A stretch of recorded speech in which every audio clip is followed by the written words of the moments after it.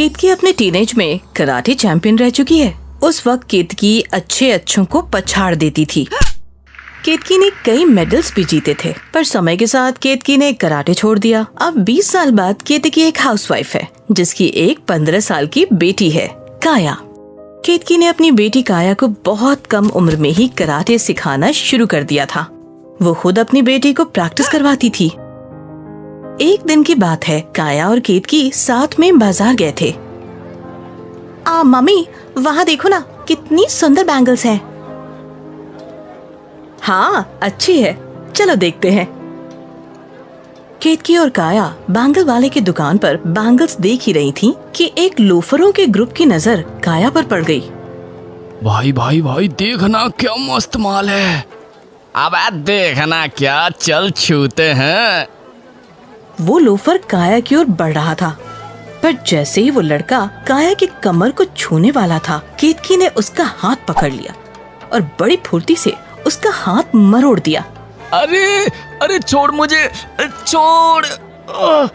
उस लड़के की मदद करने दूसरा लड़का आगे आया, पर काया ने उसे कराटे चॉप दिया और वो लड़का वहीं ढेर हो गया। एक एक करके उस गैंग का हर लड़का आगे आया, पर इन माँ बेटी के आगे वो टिक नहीं पाए। वहीं दूर खड़ी एक लड़की ये सारा सीन अपने फोन में रिकॉर्ड कर रही थी।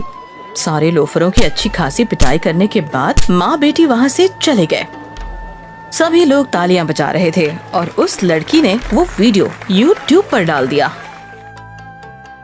रात को जब काया को अपने फ्रेंड का मैसेज आया, उसने देखा तो वो उनका ही वीडियो था। काया दौड़ के अपनी मम्मी के पास गई। देखो मम्मी, किसी ने हमारा वीडियो YouTube पे डाला है। कौन सा वीडियो? अरे आज जो हमने पिटाई की थी ना वो, और कितने सारे कमेंट्स भी आए हैं। फिर माँ बेटी दोनों कमेंट्स पढ़ने लगे। ये कमेंट देख, आंटी क्या आप हमें भी ऐसे फाइट करना सिखा सकती हैं? ये भी, दीदी हम भी ऐसे रोज रोज की छेड़छाड़ से परेशान हैं। काश हम भी आपकी तरह लोफरों को सबक सिखा सकते। कितना अच्छा होता है कि मैं दूसरी लड़कियों को भी कराटे के मूव सिखा सकती, पर ऐसा पॉसिबल थोड़ी है। क्यों नहीं पॉसिबल है? मतलब?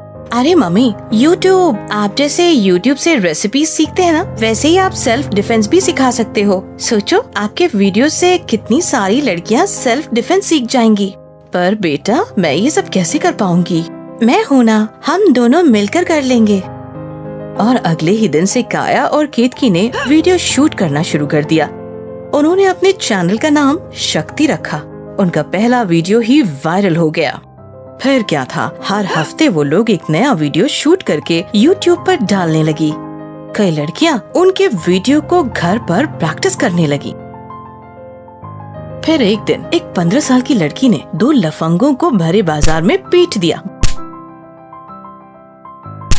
जब उस लड़की को रिपोर्टर्स ने पूछा तो उसने बताया कि उसने ये सब शक्ति नाम के YouTube चैनल से सीखा है। और बस तब से शक्ति चैनल चल पड़ा।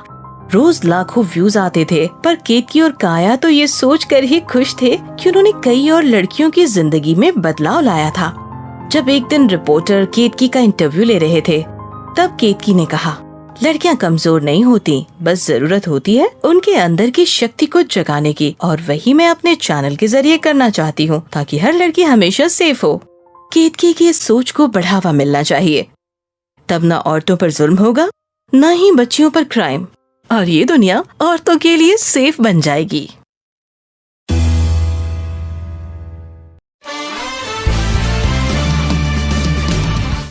कल्याणी ने अपनी पसंद की बहू ढूंढी थी। उसकी बहू उसकी सारी उम्मीदों पर खरी उतरी थी। नंदिनी घर को संभालती, अपने बच्चों का अच्छे से ख्याल रखती, पति और सास की सेवा करती। मतलब नंदिनी सर्वगुण संपन्न बहू थी। लेकिन अक्सर जब नंदिनी अकेले होती वो उदास रहती, क्योंकि नंदिनी का सपना था कि वो एक गायिका बने, और शादी के बाद उसके सारे सपने धरे के धरे रह गए। रोज सुबह नंदिनी अपनी सुरीली आवाज में भजन गाकर सारे परिवार को जगाया करती थी। सभी को नंदिनी की आवाज बहुत पसंद थी। एक दिन नंदिनी ने टीवी पर एक सिंगिंग कंपटीशन का ऐड देखा। उसका बड़ा मन था कि वो उस कंपटीशन में पार्टिसिपेट करे। वो अपनी सास के पास गई। माँ जी, मुझे आपसे परमिशन चाहिए। किस चीज की परमिशन? मुझे एक सिंगिंग कंपटीशन में पार्टिसिपेट करना है। कोई जरूरत नहीं है। अब क्या घर की बहू शहर भर तमाशा करेगी? ये सब क्या तुम्हें शोभा देता है? पर माँ जी, ये मेरा सपना था। तुम्हारा सपना तुम्हारे परिवार की खुशहाली होनी चाहिए। अच्छे से बच्चों को संभालो, उनके फ्यूचर का सोचो। कहाँ ये सब बेफिजूली की चीजें लेकर बैठी हो? अपनी सास की ये बातें सुनकर नंदिनी उदास हो गई। रात को नंदिनी ने जगन को ये सब बातें बताई। तुम्हारा मन है तो तुम जाओ ना, मैं माँ को मना लूंगा। नहीं, वो नाराज हो जाएंगी। उससे तो अच्छा है कि मैं अपना सपना भूल जाऊं। अगर माँ हाँ बोलेगी तो तुम जाओगी? पर अगर आप उनसे बात करोगे तो उन्हें लगेगा आप मेरी साइड ले रहे हो और वो आपको जोरू का गुलाम समझने लगेंगी। अरे मेरी माँ है वो, और मैं तुमसे ज्यादा समझता हूँ। तुम इंतजार करो। अगले दिन जगन अपनी माँ के पास गया। माँ, मैं सोच रहा हूँ वापस क्रिकेट खेलना स्टार्ट कर दूं। अरे वाह, अच्छी बात है। मुझे याद है तुम्हें क्रिकेट खेलना कितना पसंद था। दिन भर तुम क्रिकेट खेलते रहते थे। हाँ माँ, पर अब काम के चलते समय कहाँ है। देखता हूँ संडे को क्रिकेट खेलने जाऊंगा। ठीक है। पूरा हफ्ता नंदिनी उदास थी, पर उसने किसी से कुछ नहीं कहा। संडे का दिन आया। अरे जगन, जगन! हाँ माँ। अरे तू अब तक सो रहा है? तुझे तो क्रिकेट खेलने जाना था ना? जाना तो था, पर अब सोच रहा हूँ नहीं जाऊं। और वो क्यों? अब मुझे अपने बच्चों के शौक पर ध्यान देना चाहिए ना। माना पहले मुझे क्रिकेट पसंद था, पर वो तो पहले की बात थी जब क्रिकेटर बनना मेरा सपना था। वो समय अलग था, ये समय अलग। उस वक्त मैं बच्चा था और अब मेरे बच्चे हैं। तो उसमें क्या परेशानी है? उम्र के साथ परिवार तो होगा ही।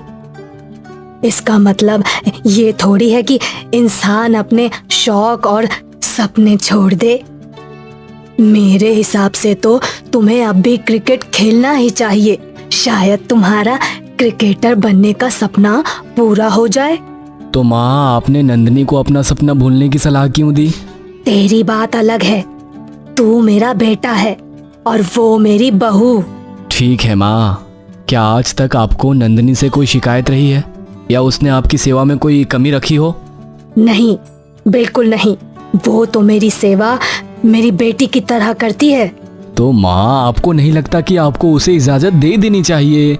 शायद तू सही कह रहा है। नंदिनी, नंदिनी! जी माँ जी। बेटा, तुम्हें कोई सिंगिंग कंपटीशन में हिस्सा लेना था ना? जाओ ले लो। सच माँ जी? हाँ बेटा। नंदिनी ने अपनी सास का आशीर्वाद लिया और सिंगिंग कंपटीशन के लिए अप्लाई कर दिया। नंदिनी को प्रोत्साहित करने के लिए उसका पूरा परिवार उसके साथ गया था और नंदिनी का गाना सारे जजेस को बहुत ज्यादा पसंद आया। नंदिनी बहुत खुश थी क्योंकि आज उसका सपना पूरा हो रहा था। उस दिन जब पूरा परिवार घर लौट रहा था, तब कल्याणी को उसकी एक सहेली मिली।